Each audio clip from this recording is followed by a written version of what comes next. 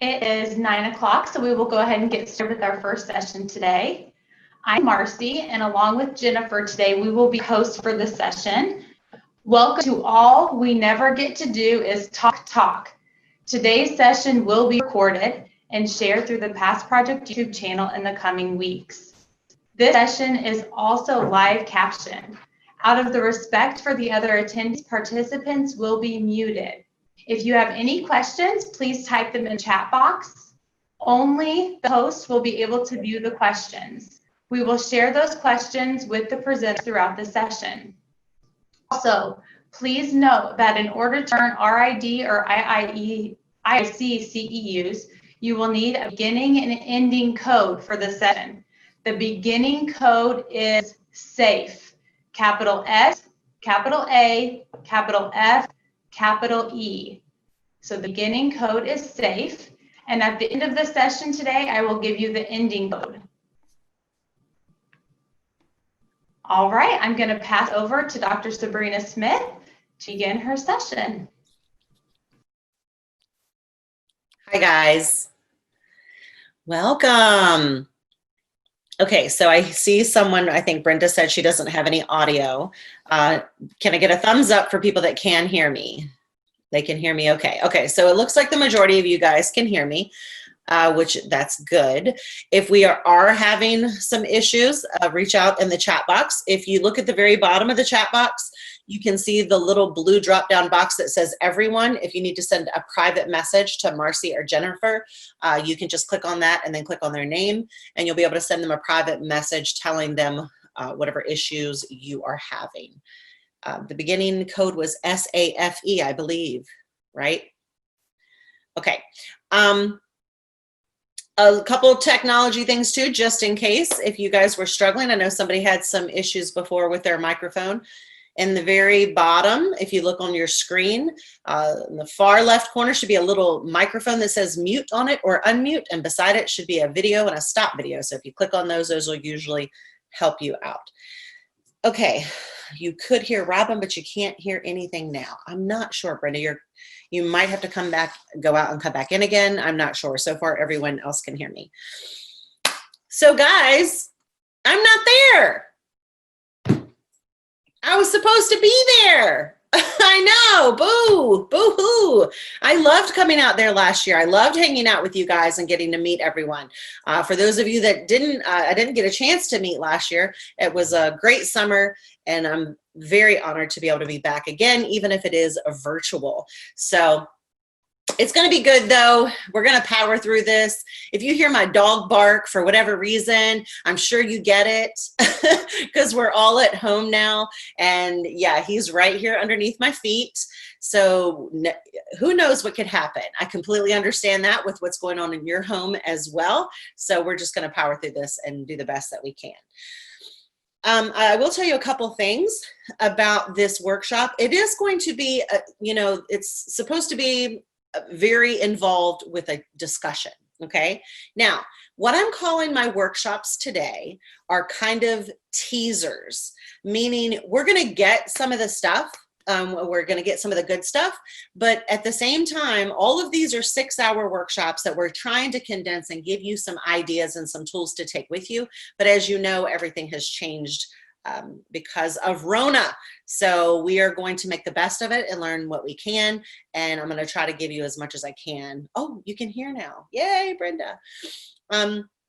If you do have any questions, there might be times when I will just say, can you just unmute and tell me, especially if it's a situation that we're going to be talking about that might have come up in your work environment based on this workshop, and you'll see as we go. Or also, they're going to be, Marcy's going to be fielding some of the questions here as well. I do keep my eye on the chat box as best I can, but that takes a little bit sometimes. So, you know, it takes a village. So they're going to help me field some of the questions because I definitely want this to be interactive. And I want you guys to get as much as you can out of today in the short period that we have. But I'm going to share my screen with you because technology is great. Okay, So today's workshop is titled, All We Never Get to Do is Talk, because it seems like that's what happens in this field. We are alone, if you think about it in the aspect of how many people get our jobs and get what we do. Not a lot. Our own families don't always get what we do. My mom still thinks I'm a sign language teacher. Okay. So I've been an interpreter for many, many moons, and I've explained it many, many times, but love her heart. She likes to say things in her own way, apparently, and I guess that's how she remembers it. So, yeah, everyone doesn't always get what we do. So we have to kind of be there for each other. And I started noticing that when I would present workshops, we had some of our richest discussions before the workshops and after the workshops and during lunch. And it was things that were, people are passionate about this field, and I hated to have to cut people off. So while we are not going to get it in the format that we hope to, we're going to try to get some things going here.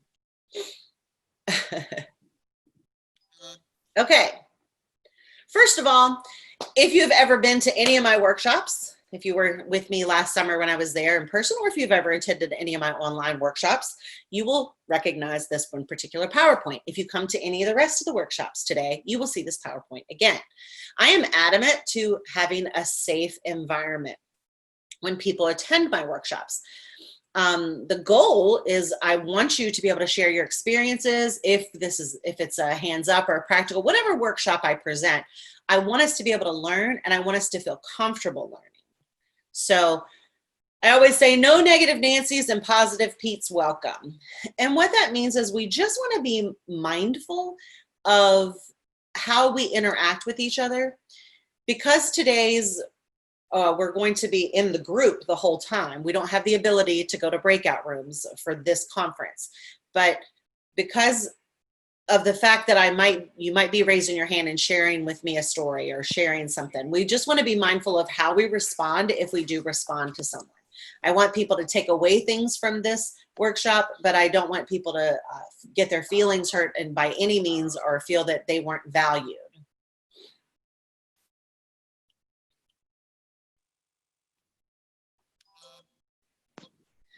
So collaboration, that's what this workshop is about. It's what we do.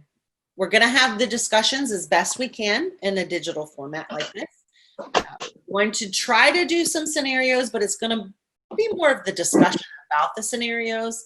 And then I do want everyone to participate as much as they can.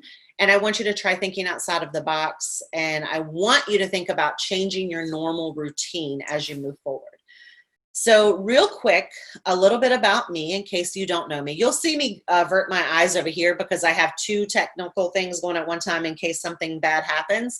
Then I can automatically click on the other one and jump back in the room. I try to have every base covered when it comes to technology, and it still hates me sometimes, but that's okay. It's going to be great today. See, usually if I'm in a room full of people, I can like hear you, or if I say something, but then I'm just here and Bruce hears me talking and he just thinks I talk to myself all day. So that's the new norm. Yeah, I feel like we're all talking to ourselves all day, or our dogs, whatever. Anyway, I am Sabrina Smith, and I am Dr. Sabrina Smith now. And I tell you about, I do have letters surrounding my name, quite a few of them. And I never tell people that because, oh, wow, I have letters surrounding my name. I don't. I tell people that because sometimes if you show up to my workshop and you're like, wow, she's going to know it all. She doesn't know it all. She doesn't know it all. Thank goodness my husband's not home today because, I wouldn't be able to say that out loud, but I don't know everything. I've learned a lot of things through the School of Hard Knocks, through participating in workshops, through going to college and trainings. And some of the things that I've learned at my own expense, those are things I just want to pass on and share. I think in this field, if we ever think that we have arrived, we should just go ahead and exit, because We're all learning. No one ever arrives. No one ever gets there. And I'm going to learn from just the next person, even if it's a student coming up, they have something for me to learn. So that's what we want to kind of focus on as we move forward today.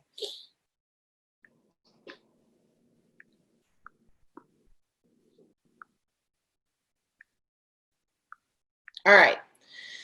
So ideas, let's talk about some ideas. And I want you to be, as again, like I said before, we're going to try to have as much interaction as we can.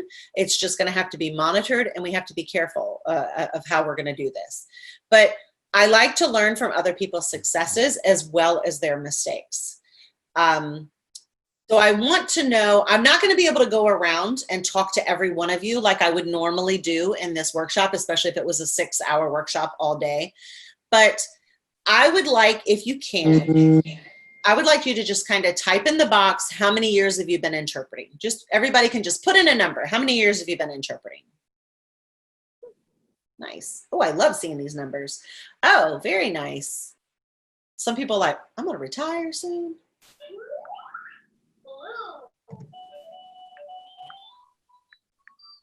Make sure that I mute everyone.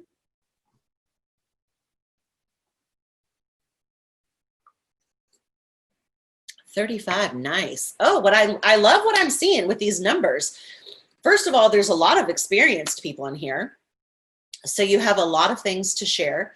And there's a lot of people, there's some people that are starting out too. And I do get really excited when, especially students show up to these workshops, because that's where we started from. And what better way to get into this field than to see the people like you guys that have got a lot of experience, and you have a lot of ideas that you can share with them.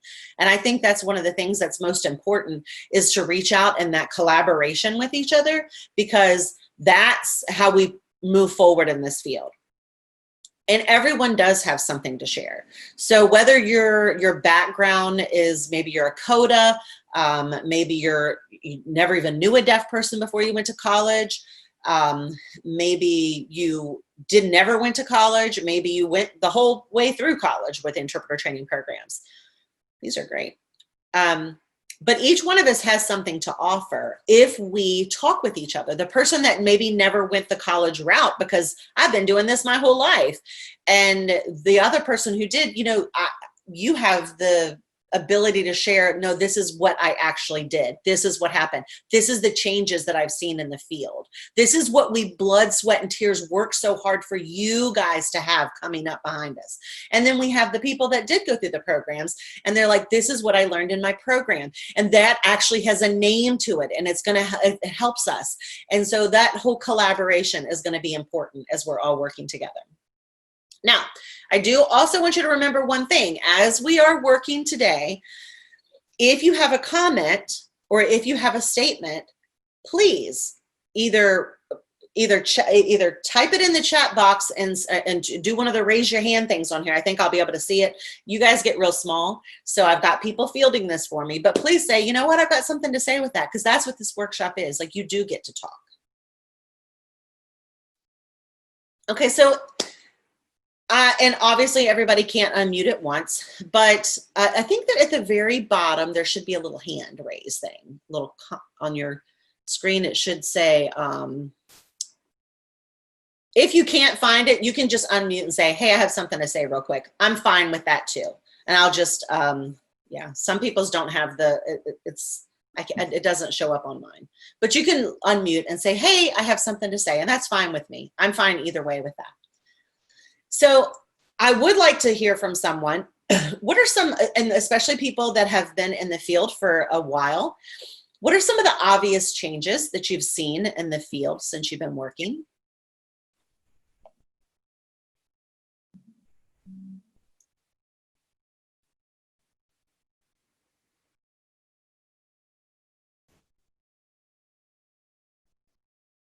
Interpreters at the IEP meetings. Okay.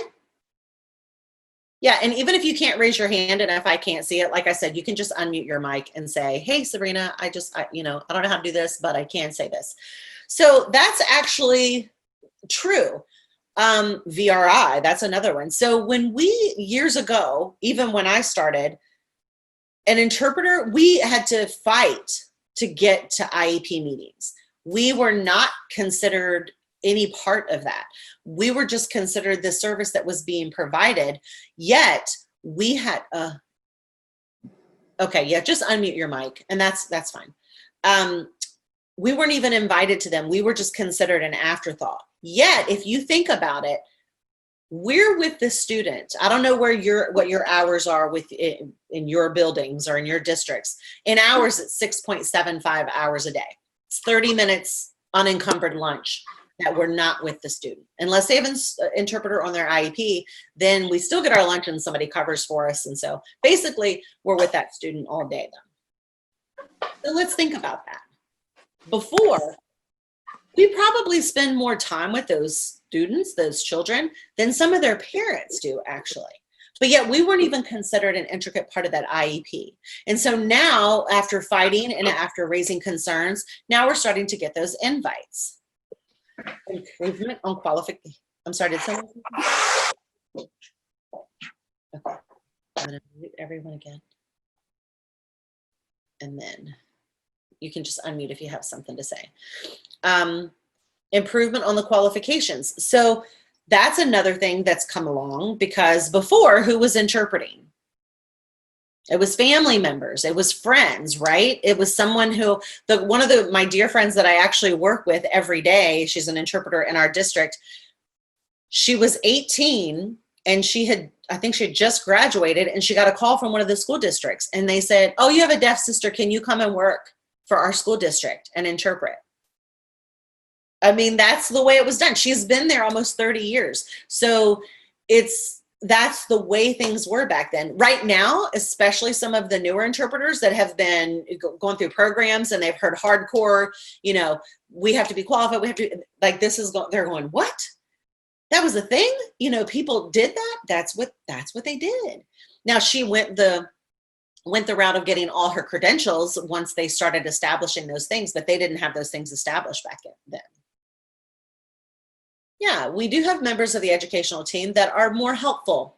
They are more helpful for the most part. Sometimes it takes a little bit of work in order to get building that relationship. That doesn't always come, they don't always think of us that way as professionals. And sometimes that's how we present ourselves when we go to work and we work with them. That's a whole nother workshop. But yeah, we are actually considered part of their team in some aspects now, in most aspects. And again, it depends on how you set that up when you go in. More of an understanding by districts that we are not aides. Yes, that's true.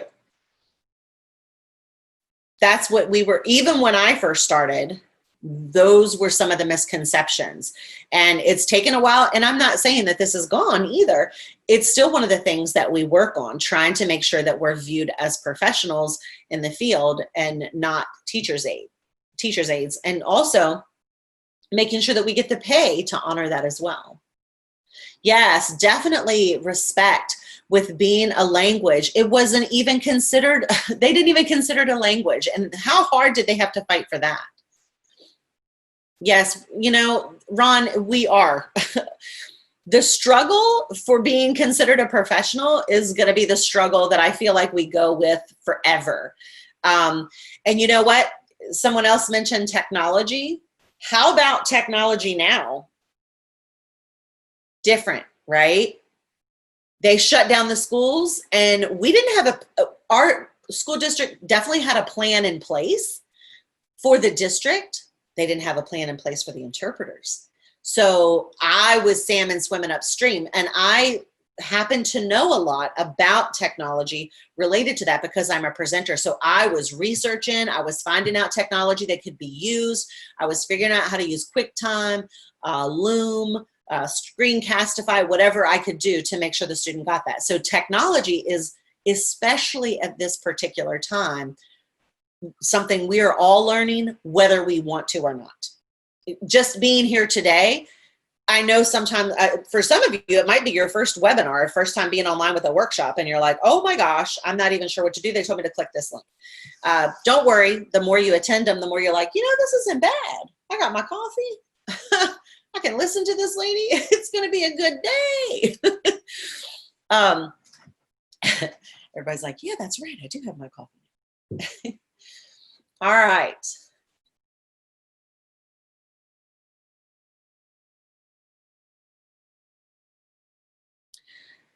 What are some other things? How about teaming? Those are obvious changes. The collaboration, we mentioned that before, IEP meetings. SEE versus ASL, someone mentioned that as well too. The fight for just having, and it's not even necessarily having it in ASL, providing that, but providing it and putting that on documentation in their IEPs for their mode of communication. That respect that even the deaf student didn't get that respect before. So now those are things that's actually being considered, because we are part of that language team and we do monitor, and we have to pay attention to things like that, so we can go, oh, this student, is very ASL actually. We're going to have to make sure that the interpreter that comes in is using that form of communication.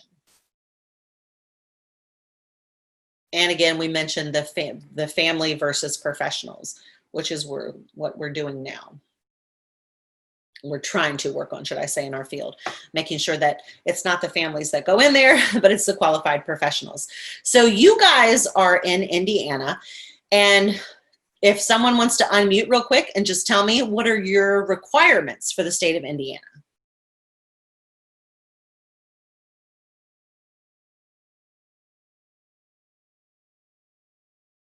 You guys are shy. Everybody's like, I'm not unmuting. I know such and such will unmute.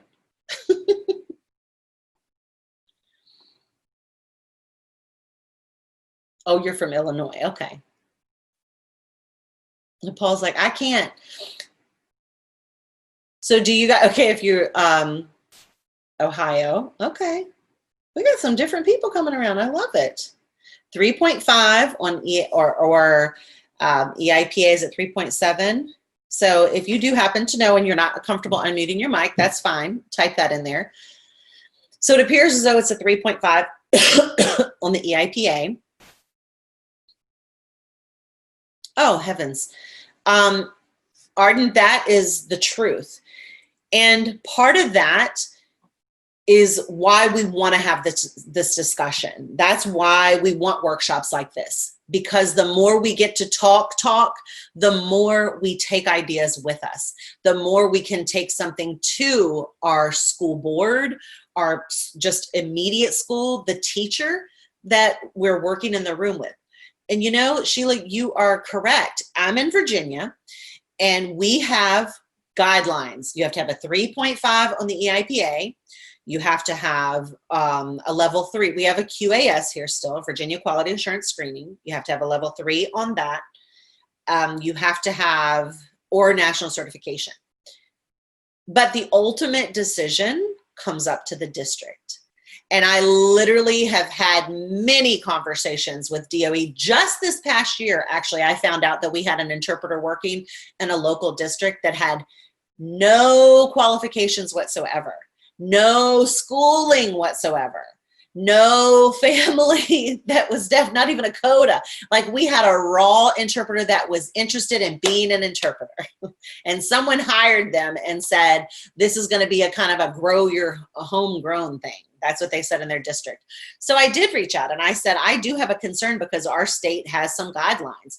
And the response that I got was, that ultimately comes down to the district. So it's one of those things where parents have to come in there, and it's very sad and very frustrating, because who's the ones that are going to suffer? It's the children that do.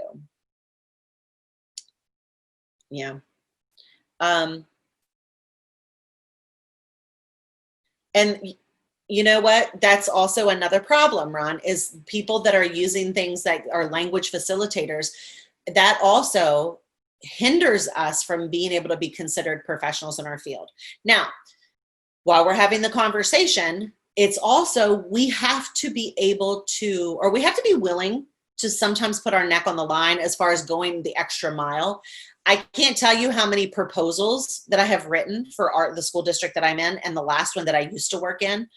I've been with this one for, I don't know, like 18 years or something, a long time now. But I was with another district for a few years. But we have to be willing to write the proposal of this is why we need it. This is why we need teams.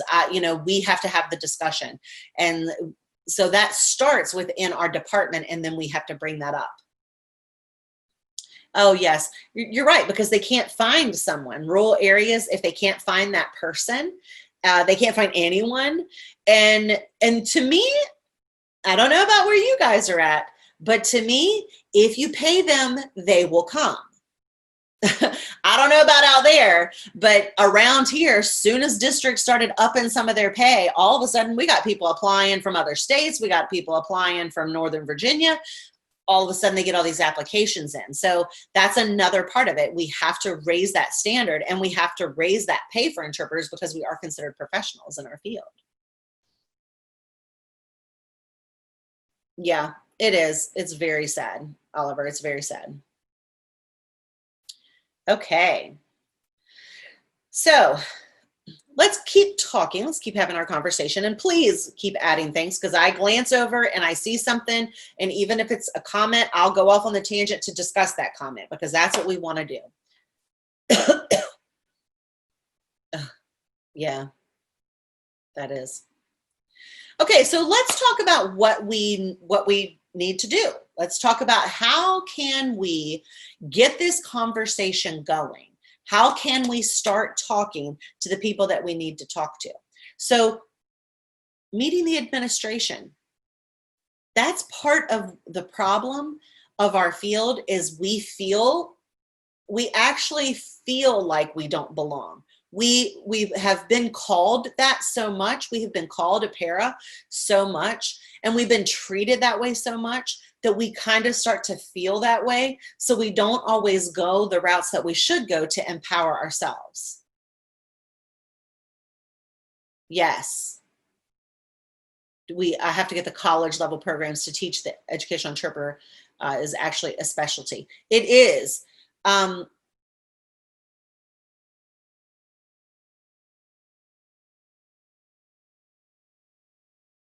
No one, you're right. People don't enforce it, but there can be change. It doesn't seem possible. It feels very frustrating, but I can tell you alone, as we just mentioned earlier, what are some changes that we've seen in the field? Okay, well, now I've seen that interpreters are starting to at least put regulations up there where they didn't have them before. In our field alone, if you want to sit for the national test, you have to have a bachelor's degree.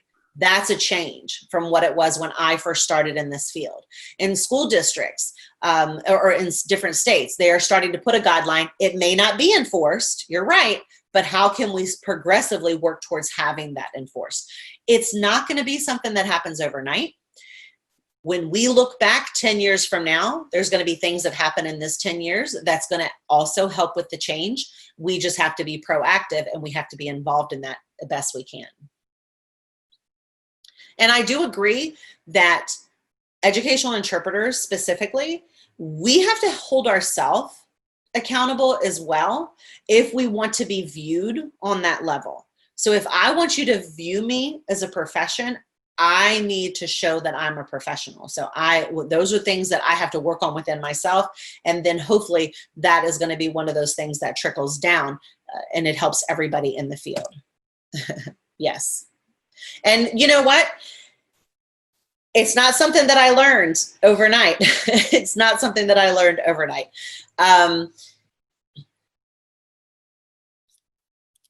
Yes.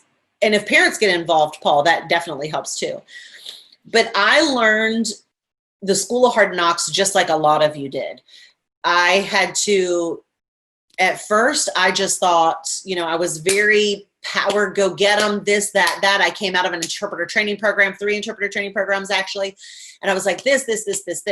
And then I started to realize, you know what, just because that's me as the interpreter doesn't mean that's my team as the interpreter, and doesn't mean that's this interpreter.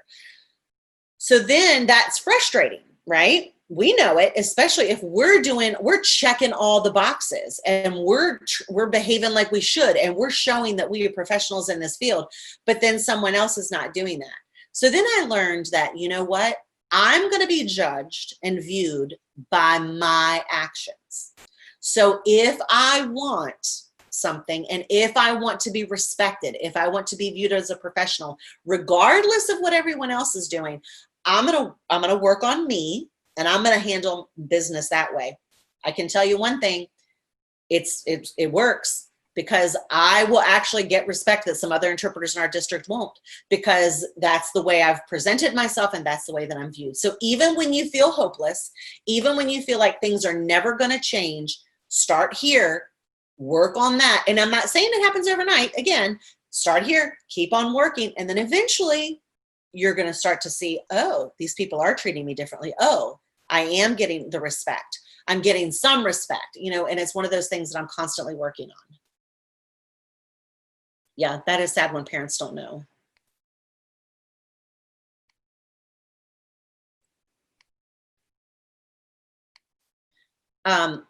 You know, and Vonda said it would be nice if the DOE brings that up, but you would know what's also nice is if you guys can collaborate. I like any type of admin to come to these conferences even. If you have your principal in this workshop today, I would get all giddy in my heart because sometimes we're not viewed as professionals because they don't even know that we do this. They don't even know we have to have continuing education points. They don't even know what's expected of us. But then they come to this and they're like, oh, this is, you guys have conferences? Oh, you have to do this. You have to have points in order to keep your qualifications up. And so education definitely is the key. And you know what? I went to my DOE. I didn't wait on somebody in my district to go. I've been to my DOE many times, by the way. They're starting to get to know me quite well. I've been talking with them recently about standardized testing. I was talking with them when everything went, when Corona came and we shut down. I was sending them information on how to video and how to do stuff because, again, I want to be part of that collaborative team of then when things start to change, maybe they're more open, they know my name, they're more open to panels where we can sit down and we can have these discussions. Now that's true, that is a possibility. We have to be mindful of how we do that, Deb. We don't want to put our job in jeopardy for any reason whatsoever. And what we want to do is start a conversation. Starting a conversation can be even having your district have regular interpreter meetings and address concerns that come up. Now, remember, you can't go to your Department of Education with this long list of things. We need this. You have to be willing to think, okay, what are a couple of the things that are really important to us right now? And you've got to do the research to back it up.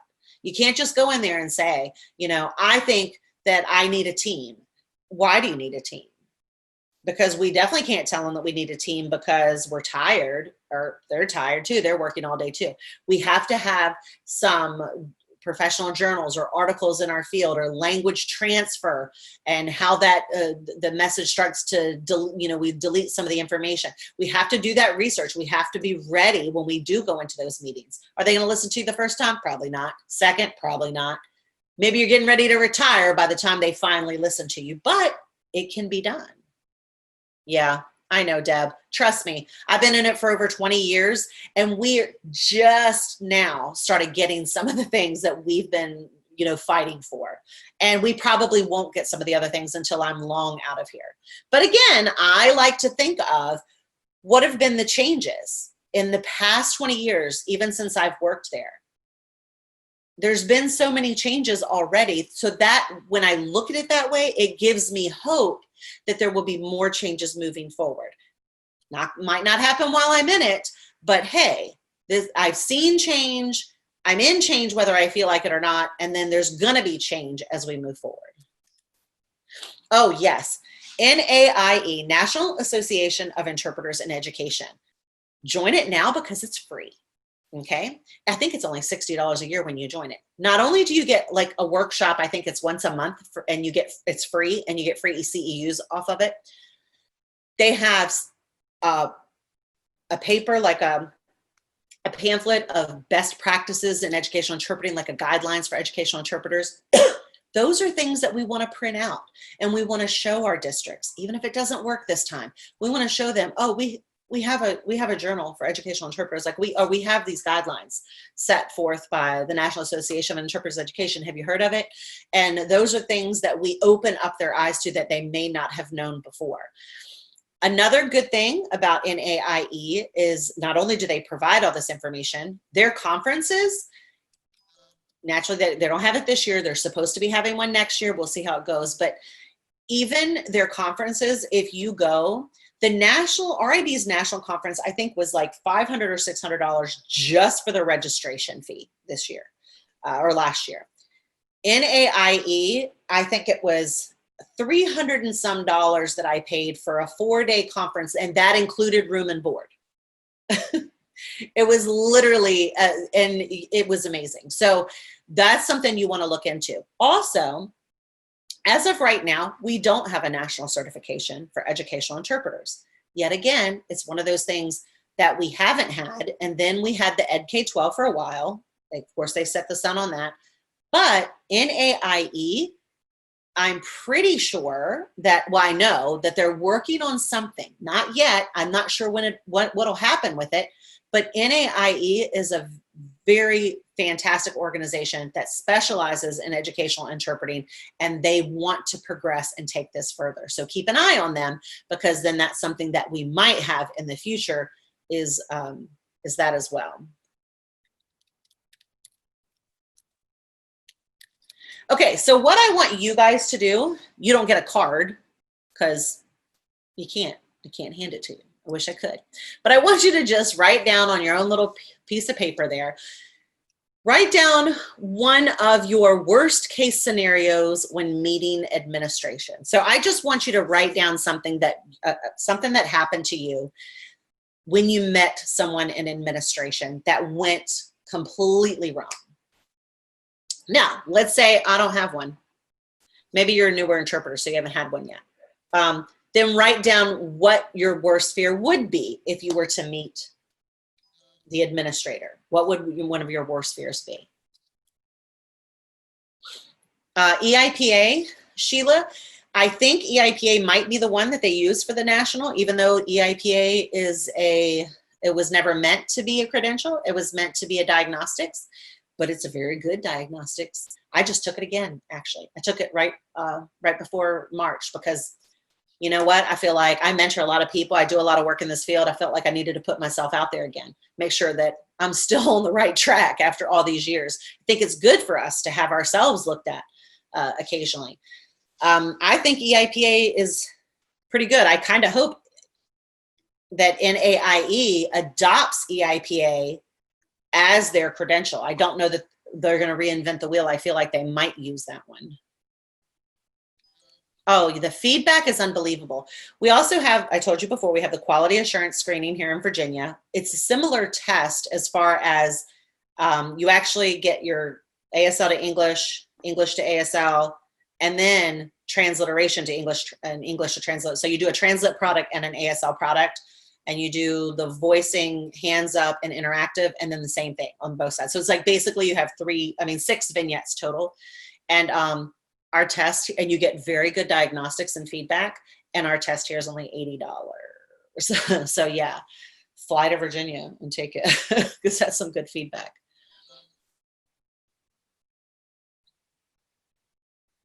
Yes, I do hope they don't reinvent the wheel. Okay, so I got you guys to kind of start brainstorming and thinking about like a worst case scenario that you had. And if somebody if you can unmute and tell me your scenario, I would love that. If you don't feel comfortable and you want to write it out, that's kind of a long bit to type, but yes, Arden, I see your hand. Hi, can you hear me now? Yes. Can you hear me? I can. Okay. So I had this experience several years back, and I was interpreting at a high school, and I was to be evaluated by the assistant to the director of special education. And so when my evaluation began, I was signing away, and I quickly realized she had no sign language background. So that evaluation, it was like, and okay, but assistant director of special education, that was frustrating. Yeah. Okay. I think a lot of us could actually relate to that one too. And that is one of the frustrations of what we do and where we work sometimes. Right. I will tell you, how did that go? How did that end up working out? It was a long time ago now. I just remember that then I kind of went, oh, and then recovered. And basically what she said was, I said, I did ask, how can you evaluate me? And it was basically you're dressed professionally, you're willing to go the extra mile, you're all the other things that have nothing to do with the skill of interpreting. So and we still really are not evaluated on our interpreting skills. We don't have anyone in our district who evaluates our interpreting skills, gives any kind of feedback, or offers a pathway for improving areas of weakness. So we are still not evaluated. We don't get merit evaluations because we have nobody evaluating our skills. Okay, I'm going to recap too what Arden said because they're not able to get the closed captioning for some reason from her. So what she's saying is she actually had her assistant director of special ed come in and do her evaluation on her skill, only to find out that that person has no knowledge of our language that we use and doesn't even know what they're looking for. And she said it's pretty much still the same now, and that hasn't changed since then. So I'm actually sorry about that, Oliver. I didn't know that you weren't getting that information. So I just let you know there what she was saying. And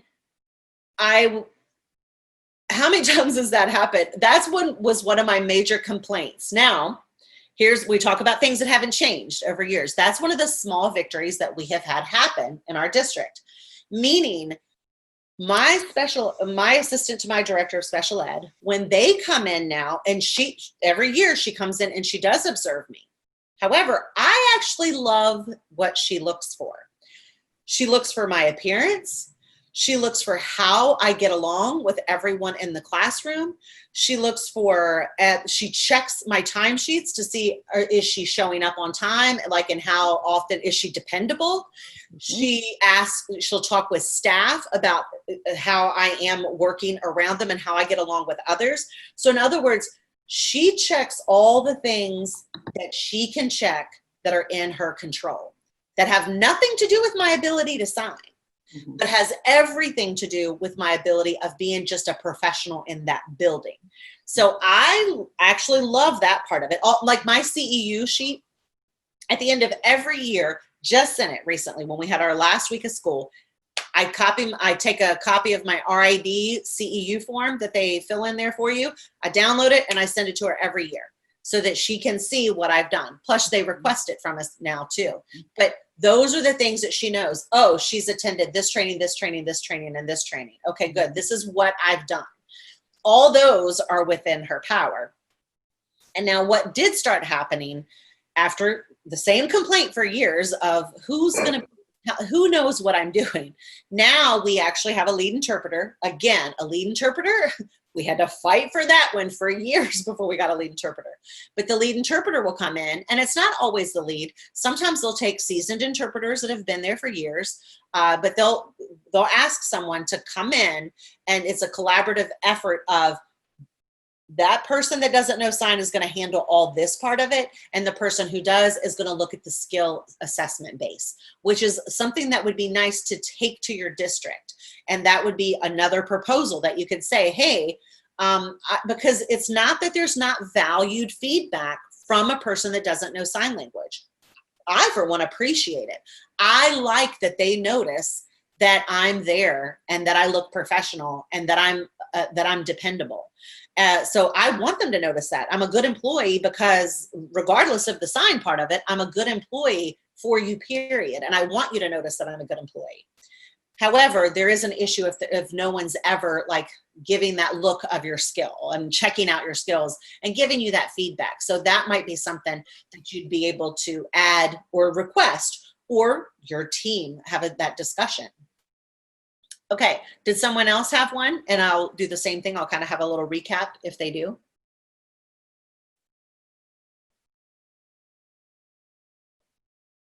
Everybody's like, I'm not on mute.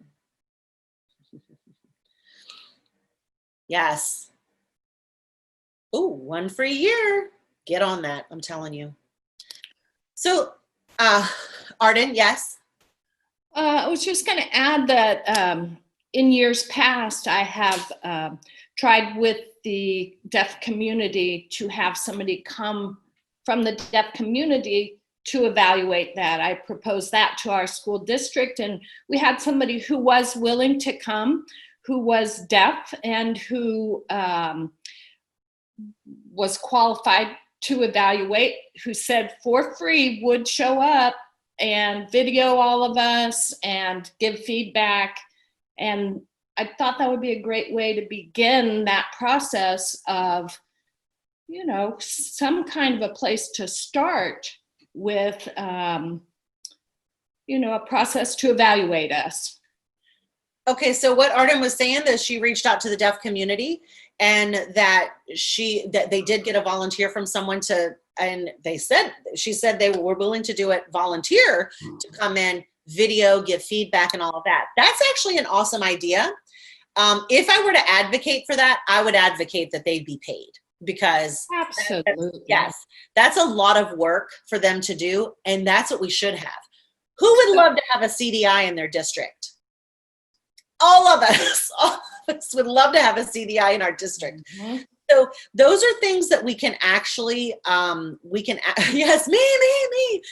Those are things that we can also advocate for. Now, since we're talking about that, I need you also, when you advocate, make sure that you advocate for a qualified CDI or DI. Make sure that they've got some credentials as well, because unfortunately, that can go south too. We had a person in our area that, let's just say things didn't go that well because they weren't a qualified deaf interpreter, and code of ethics started being broken all over the place.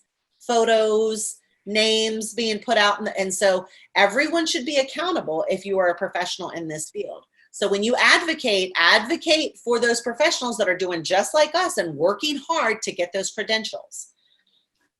Oh, I love it when we, with the situation that happened around here, that CDI literally had to be let go. Wow. They weren't a CDI, by the way. They were not a certified deaf interpreter. They were just, they were a DI self-proclaimed.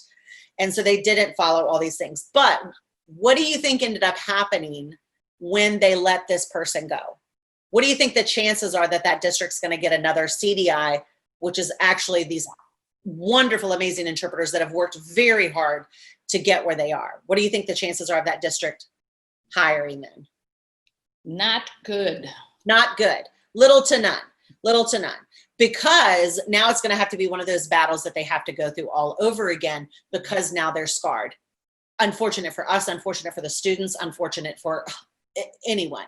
But it's a battle I'm not willing to give up either. So, it didn't go right that time, but now we know, like, it wasn't my district, but I watched their district. I saw what happened and I'm like, okay, note to self, when you start advocating for this, these are the things that they need to look for when they are hiring. All right, so when should we meet the administration? Meet the administration the minute that you before the school year even starts. You want to go and you want to put your name and your face right there with them so they know who you are.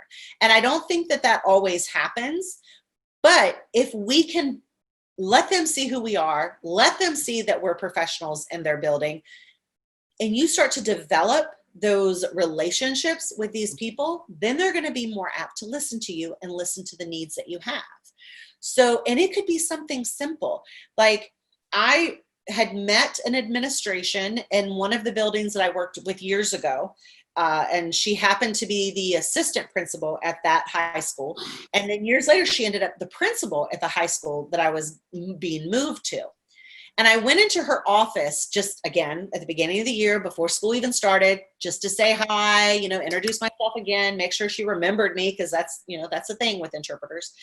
And I walked in there, and as soon as she looked up, she was like, "Dr. Smith, hey," she said, "you're going to need a workspace." She remembered that I had an office from before in her last building. And that came out of her mouth. I didn't even ask yet. And she said, "You're going to need a workspace, aren't you?" And I was like, I didn't even go in there that day for that. But, you know, I'm going to go, "Oh, yeah. Yeah. If you can get me a workspace, I want a workspace." My workspace ended up being a file cabinet with a lock on it that year. Beggars can't be choosers. That's fine. At least she identified, she remembered, she identified that I needed something, and she worked with me. And so these are things that getting to know the people in your building, we want to do. We want to have them know who I am. I am going to, let me put this chat bubble real quick. Wait a minute. I'm sorry. I'm trying to make sure that I mute everyone again, because I can hear things in the background. Just unmute it if you have to tell me something. Okay, so, and when should we meet them? At the beginning of the year, like I said, soon as you can. Who should we meet? Well, who should we meet? Let's see. Anyone that is in, oops. Okay, sorry, I want to get all these out here. So we would meet anyone considered part of the admin team. Honestly, you're going to meet everyone that you can put your hand out to. Well, we don't shake hands anymore. Everyone you can wave at from across the way. Whoever you can Zoom to. I don't know. This is how we meet people. But if you can meet them, and you can meet them via Zoom, if they have a Zoom meeting for, we're going to have a Zoom meeting for the school or whatever, and you don't normally attend those, and it's getting close to school time, you know what? Okay, I'm going to attend, because I need you to know who I am, and I want you to know a little bit about me. What should we discuss if we're meeting admin? So, yeah, that's definitely true, Jean. We get emails, especially this time of year, and it was literally like this whole long thing of, this person's going to be at this school, this person's going to be at this school, this person's going to take this job, and I'm like, oh my goodness. But again, if I've met them every year and I've diligently tried to put that in there, they might rotate around to the school that I'm at again, or even a different school. So you're right. We have to reintroduce ourselves constantly. So I meet whoever is willing to meet me when I go in that morning. So if it's the principal, the assistant principal, the dean, whoever is there that I can meet, I go ahead and try to meet them. What should I discuss? Well, a lot of times it's just letting them know who I am.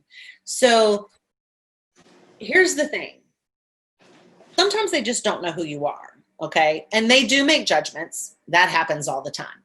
So I like to I introduce myself. Hi, I'm Dr. Smith. I'm going to be one of the interpreters in the building this year. I just wanted to see, you're the principal, correct? And, you know, whatever I can talk about them with. Any questions, I ask them, do you have any questions for me? Is there anything that you would like to ask me while I'm here? And so that opens up that line of communication that gets us all out there talking. So, on there again. So that's the important thing, is maybe they have a question, and that question can be raised at that moment. Some of the smallest questions ever. So you're going to be, even something simple like, oh, so you're going to be with the student. So are you the student's mom? Are you the student? How many times do we get something like that? Yes, we get those things, even though our field has advanced, sometimes the way of thinking hasn't. And I try not to be mad at those people because it's just a lack of education. They don't understand, they don't know. So I take questions like that as a, you just opened up a ball of wax with this woman, because I'm getting ready to just melt and pour some information all over you, because I love sharing my field and I love answering your questions. So when they say that, then I can say, oh, this, and this. Yes, I do have my PhD. So of course I introduced myself as Dr. Smith. Now, do you think my PhD and me being Dr. Smith, I don't know who I am anymore. Do you think that just benefits me? Or do you think that's helpful to every interpreter in the building? It's actually helpful to everyone. Like even my other colleagues, whatever they have, if they're a coda, do you think that's just beneficial? I'm not a coda. Do you think that's just beneficial to them? No, because by the time they finish telling their story, that's the impression that they have of interpreters. So that also tells you to be mindful of the story you tell, because it's going to impact all of the interpreters. And so we have to, just because I would do something or I would want something a certain way, I have to make sure that's discussed with the team and that we handle that appropriately. But these benefits, again, are a trickle down effect. So that's something when they're like, oh, you know, you went through an interpreter training program. You went to college for that? Yes, I did. Did you know you had to have a bachelor's degree to sit for the national test now? I didn't know you guys had to have degrees. That little education thing again, putting those little seeds out there. And as I said, it's not to say that someone that has a different path, but it's just opening up their mind to what our field is becoming. That's nice. Yes, email. You know, also, there's been years that I was not able to find them because, you know, the beginning, like the week or 2 weeks back to school, well, I'll be hot footing that high school and I can't find it, or the elementary school even, or wherever, because they're in every meeting known to man. And I get it, you know, I get that. So I have done an email with everyone that I could possibly think of. I remember in the high school I worked at one time, they had 2 principals actually. They had like 3 assistant principals because it was like 1 for each grade level or whatever, or 4 assistant principals, I think. Anyway, I put everybody on that email, talked to my team beforehand. I was like, is you okay with this? Because I'm gonna put you on here too. You read it first. So we make sure that this is coming from both of us. And then I sent it to them with an introduction of, you know, who we are, what things that we need. I will tell the principal things that I need. I will tell the principal, oh yeah, you know, we usually we have a space where we can put our literature that we need to have if we have to run and grab books, if we're specialized signs for whatever class that they might be taking. So it's a matter of just kind of having that talk and being able to educate them. Yes, exactly. Just like their teachers. It's something that they get. They can get that. They can get that because they've done it. So they're like, you have to get continuing education points too. Yeah, we do as well. So, excuse me. So those are conversations that are nice to open up and start talking about, because then that gives them the opportunity to learn more about us in our field, but also you come away with a sense of pride too, because you've educated for one, and now you're going to probably reap the benefits of that with the respect. Yes, everyone on the student's education team.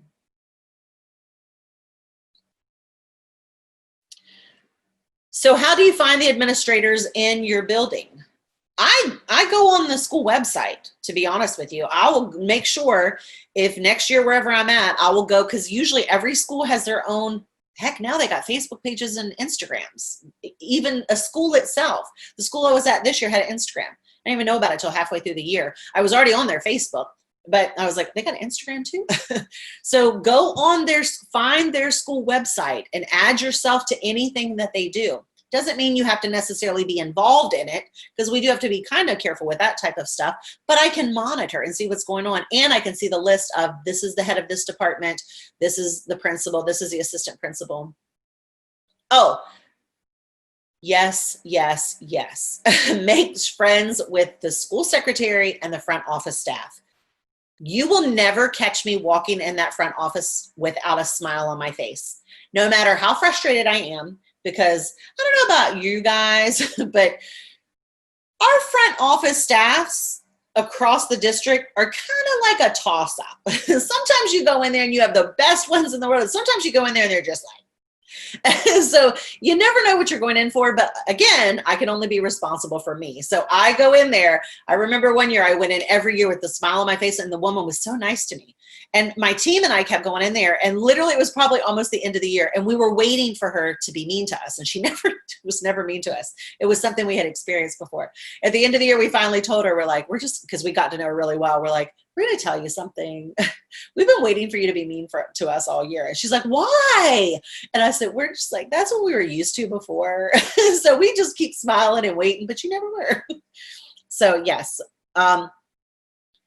it pays to be friends with anyone, and it pays to just be nice, because even that person could be having a bad day for whatever reason. And regardless, they're going to remember you as the person that was at least nice, even if they weren't. Okay, so another thing that I'm going to give you now is I'm going to just kind of give you this scenario. So here's a scenario, and I want you to kind of think about it. We're not in the point that we can sit around and have the open discussions again, like I like to. Although if you unmute and chime in something, I'll definitely repeat that, and we can talk about it. I'll elaborate on it. But here's a situation. Sometimes with the situations that you wrote down on your card earlier, if we're in the full day workshop and we're together, or even this one, and if we're able to do breakout rooms, if it was all day one, then you get to actually do these scenarios. You get to participate. You get to, act and do all kinds of fun stuff with the scenarios. So we're going to do this kind of virtually now, though. So you're working in a classroom and you're sitting on a chair with wheels, and there's a teacher there is lecturing and goes to walk past you. Apparently you're in her way, and she shoves your chair and you go rolling across the room. Okay. So yeah, I can see some people out there going, I hope she don't shove my chair. Now, here's the thing. How can we handle this? Like what are some of our options as far as handling this? So I want you to kind of think about that on your own for a minute. And by the way, this is a real scenario. This situation happened, and it did not happen to me, but it happened to another participant, because what I do a lot of times is I'll collect the information and share it. And then we think, how can we handle that? So I'm going to give you a second just to think about how you can handle it. You can definitely type in how you can handle it, or or you can trip her next time she walks by. You can type in how you can handle it, or you can unmute and tell me what you would do.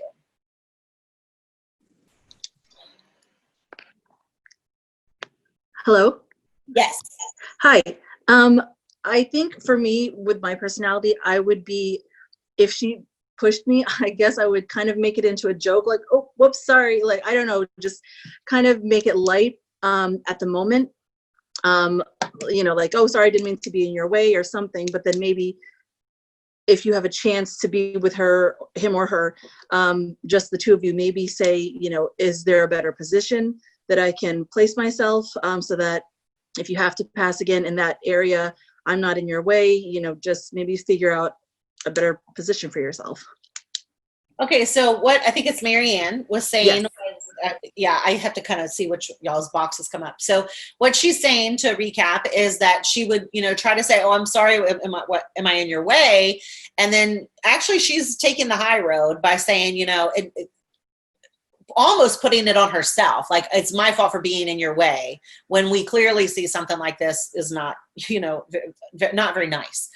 But then she's opening up that door to say, is there a better way that I can do this? I don't want to be in your way next time. Is there a better position for me to be in? Like, where's something else? So she's trying to put the olive branch over there and open up that door. First reaction or professional reaction? Yeah, Todd. They're definitely, so I try my best to be professional, okay? But I'm going to also tell you that I'm human too. So most of the time, my professional Dr. Smith comes out, most of the time. I'm not going to say 100% of the time, because sometimes it's just a reaction. And so it's like, what just happened? Okay, and you know what's funny that you said that, Terry? The person that actually shared this said that that's what they did. They said when she shoved her, she just went, wee, and she was flying across the room. She just decided to just, wee, and make light of it, and then she ended up moving. Thanks for the RID. Exactly. I would definitely want to have that discussion of, is there a better place? Apparently this isn't working well. Is there something I can do? Is there a different chair that would be, and open those doors of discussion. Now, I foster independence. So yeah, and I like that, Rebecca. Sometimes we say that, calm conversation after class too. Sometimes when we say that, when we put that on, I'm so sorry that if I was in your way, I'm just trying to do the best for this student, and I wanted to make sure that they could see me, because I know that we have the same goals of them being successful. So sometimes if you put that in that type of shared thing, it'll do a reality check and bring them back in. I do, exactly, Vonda, that's exactly pretty much what I'm saying. So how can we better serve this student, and how can we get along? Now, we all know, a lot of us have worked in this field for a long time, and a lot of us are burned by it. And we're like, a person like that might not ever change. It might just be a bitter year that you have to get through, and I have to get through the best I can. I've been the nicest person ever for a solid year, and it's just never worked no matter what I did. It's just that person, it's who they are. And I just have to say, don't let this mess your day up. I'm going to have to power through the best I can. Oh yeah, stand. We can also do things like that. Stand, change things up a little bit. Oh yes, the 1001 interpreter scenarios. They definitely have some interesting questions. That's a great one when you're practicing for the ethical scenarios with the NIC test, because they have the scenarios in there, and even the new test is going to have them in the written format. It's a very good book to read and get some ideas. Yeah, I agree with that too, Alan. There's a knee-jerk reaction sometimes. I get that, but I've got to keep my knee-jerk reaction in check, because is this the appropriate time? And again, I'm not saying that it's always worked for me. There have been times, I can think of a couple in my head, where I put my foot down, because I had to put my foot down in that moment. One being, they try to get me to go to the back of the room and interpret. You know how you hear about those horror stories in interpreter training programs, if you've been to one, and they'll say, they ask you to sit in the back of the room, and you think that's just a horror story that doesn't happen. Yeah, apparently it does. Apparently it happens. So that was when I had to put my foot down, because I had to say, no, I can't, because it was just bad. So I was like, no, I'm not going to be able to do that at this moment. But if we can, let's try to address that afterwards. Let's try to reach out to them and try to develop sometimes it's in the approach, rather than accusing someone or saying they did something wrong, is just even the question of, what can I do better? What can I do, as we've mentioned before, or what can we do to make this effective for the student? Because the student prefers me to be in a sight line. Obviously, that's not working for you in this particular sight line. Do you have a suggestion that might work better? And don't put us in the back of the classroom. Can I add something?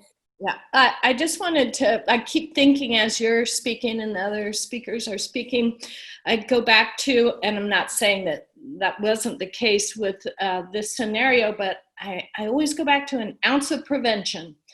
And some of that is whatever. Sometimes we have to suck it up, develop a rapport with somebody who may grate you the wrong way, or who may be threatened just by the presence of a second adult in their classroom, and not knowing, having some gray matter about how we'll proceed and that. But there is no substitute for the initial meeting and getting to know each other and how you put yourself out there. I have seen and heard a lot of pretty wild stories, frankly, and have had a couple myself. But I think so many things, if you're just show up and meet with that teacher and reassure them and present yourself professionally. Remember, as you present yourself, you're presenting your whole team, the whole deaf and hard of hearing, group that you work with.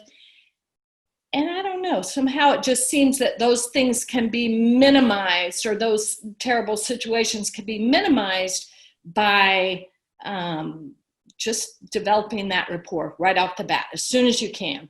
So what Arden's saying, to recap, is that is something we talked about earlier, actually, was that whole the slide before this, that preventative, meeting them beforehand. And sometimes if they are familiar with this, then they will be able to, they'll understand where we're coming from, and maybe it's a preventative thing. Maybe not. We all know there are people out there, but maybe we can be something that we open up that discussion before. So if we are proactive, and if we can try to educate them at the beginning, then that's actually a fantastic way to segue into things like this, to prevent things from happening. Okay. So we're going to continue this meeting of all the people.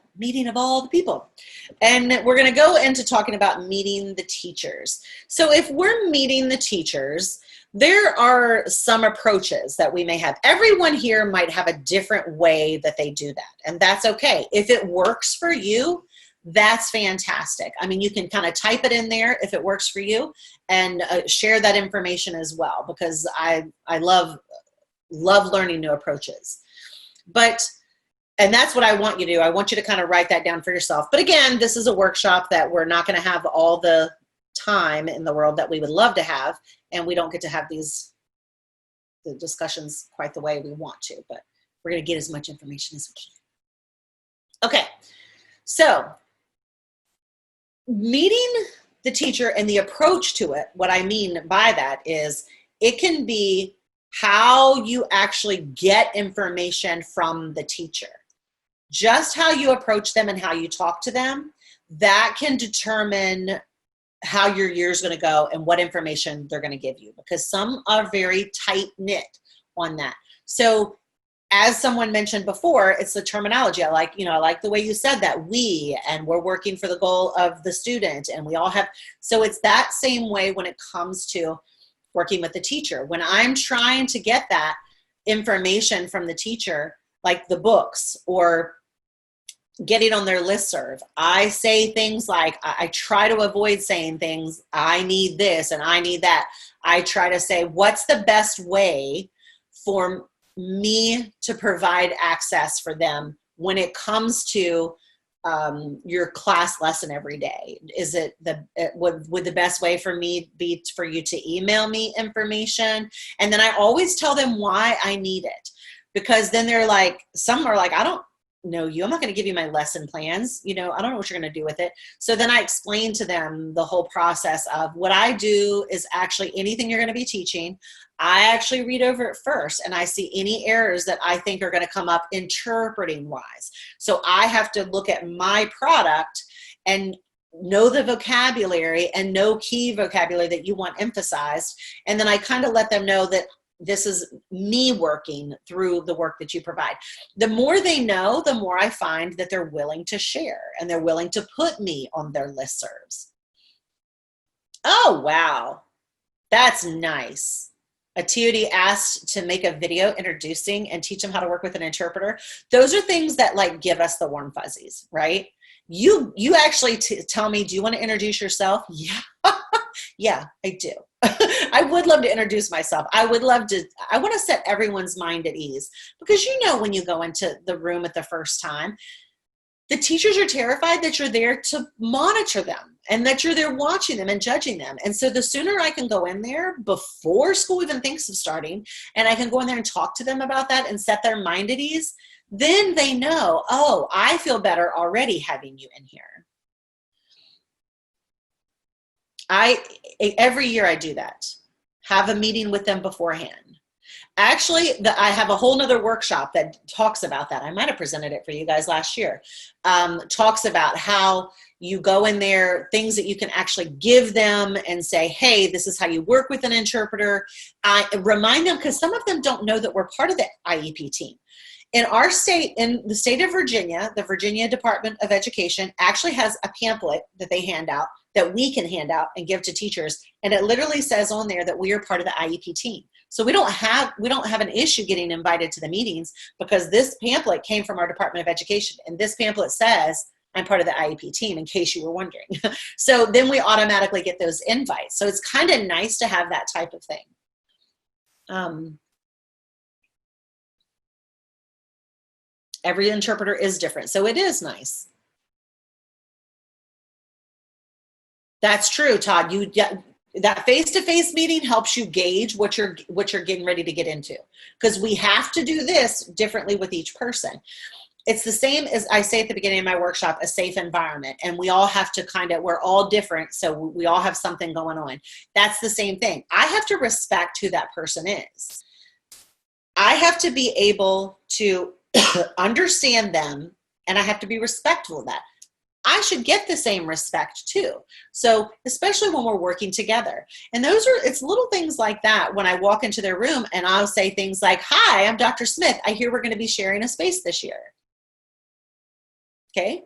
Because that's what we're doing. We're going to be sharing a space. This isn't your space. This is our space, because we are on the same team. So I say things like that so that it just and they're like, I'm sorry, what do you mean? And then I'll say, oh yeah, I'm the interpreter that's going to be in here interpreting for you as well as the deaf student. So that way they know, oh, I'm interpreting for you as well as the deaf student, and I'm going to be, facilitating that communication. And then it starts that whole discussion, because rather than the initial, I'm going to be the interpreter in your room, oh, okay, what I've got things to do and all that, I say things that pique their curiosity, that get them to listen. So when I say, hi, I heard we're going to be sharing a space this year, then they're like, wait a minute, who am I sharing a space with? What do you mean that? And then by the time we finish, they're like, oh, okay. Oh, no, this is great. Oh, thank you for this handout. Oh, I didn't know some of this. Do you have any, I would love for you to ask me any questions that might come up. And that opens that dialogue, which is so important to starting off that year right. I do try to meet with the teachers every year. Again, meeting with the teachers, meeting with the admin. We have 180, students have a 180 school day. That's what we have in the state of Virginia. Our interpreters have 180 school day. So we only go the day the students go. We do have one additional day, back to school week. They'll pick a day and they'll have an interpreter meeting, and we actually clock in and clock out, and we get paid overtime for that day because it's not in our contract. But we will get paid for that day, and we have like an interpreter meeting, and then we disperse and go to the schools, and we get to meet all the teachers. Exactly. I don't know if any of you work video relay. If anybody works video relay out there, we know the importance of a smile when that person pops up. That's going to be important too when you walk into the room. The importance of a smile. A smile can go a long way. We don't know what that person's gone through for the day. They don't know what I've gone through for the day. But I can give you this smile when I walk in and say hi. And I can set you at ease knowing that this is the face that you're going to have in your room all day. So things like that make a big impression. Yes, when you are with a substitute, it's kind of the same way. Especially if they're in there just for the day, to be honest with you, I don't try to reinvent the wheel. I don't try to go crazy with it because they're going to be in there for just that day. But I will just say things. I'll say the most important things. Hi, I'm Dr. Smith. I just want to introduce you to myself and my team. She introduces herself. And then I'll say, okay, this is, we're actually interpreters in here for you as well as the student today. So you'll just, if you hear my voice, I do the very basics of that. And then I will kind of add to it. We're only here for communication issues. So, and then they'll still ask you, what are they supposed to do next or whatever. So, but we just try, I don't go too deep into it unless it's going to be a long-term sub. And then I would go in earlier and have a chat with them. Yes, and we do have a handout that we give to our teachers, a crash course on working with an interpreter. And it gives, I don't know if they read it, but it's available.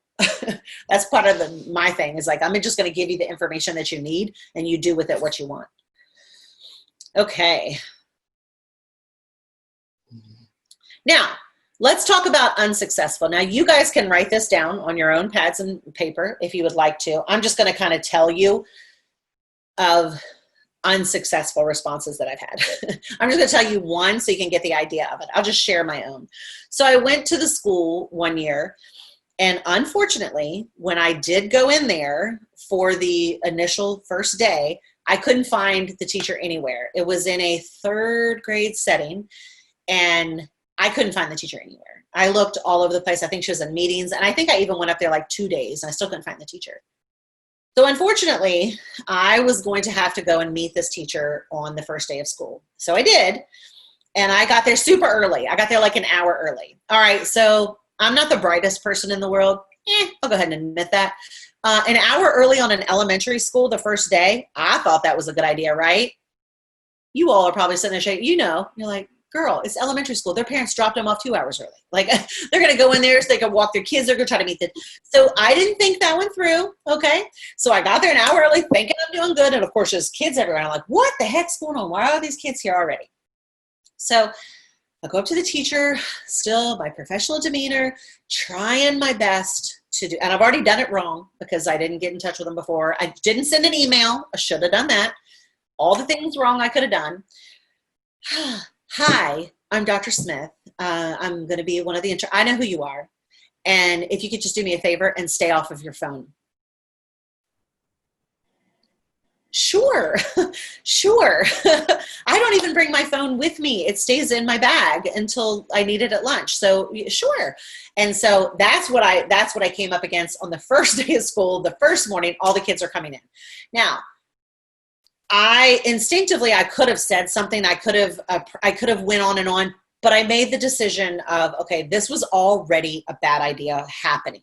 I put her in a not a good place. So all I did was, Sabrina, practice what you preach. So I was very nice every day. I went in very friendly, asked questions, minimal when I had to, just worked myself through this. About a month later, and we're still tight to this day, by the way.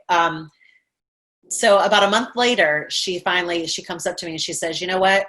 She said, you're a lot different than I thought. And I said, oh, how's that? And I'm letting bygones be bygones. I don't even mention it, And she said, my only experience with interpreters was them being on their phones all day long. There was another interpreter in the building, and they didn't have experience with the interpreter. She said every time we walked by the room, and that's all the staff ever talked about, because she told me, she said, this is all we know. Every time they walked past the room, they were on their phones. That's all they saw. Mind you, adults weren't allowed to be on their phones. And so that was her scarred memory of interpreters. I chose to let whatever was that baggage that she had that morning, I knew it was there, obviously. I chose to let it go and just focus on, I'm going to be me. I'm going to be a nice person, and you're going to like me, daggone. It might take me all year. And it didn't. I mean, and then we had, like I said, we've watched each other's kids grow. Like, we're definitely friends. All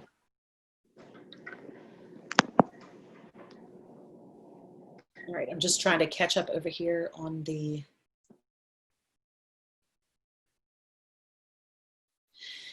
That's true.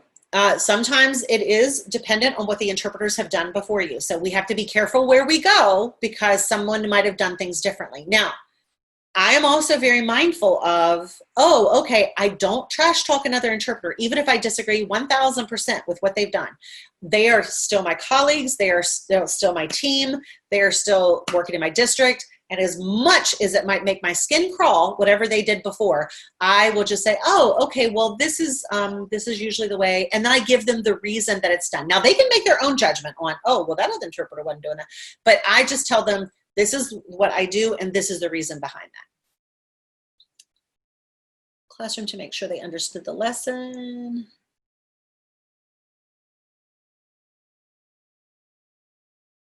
Oh.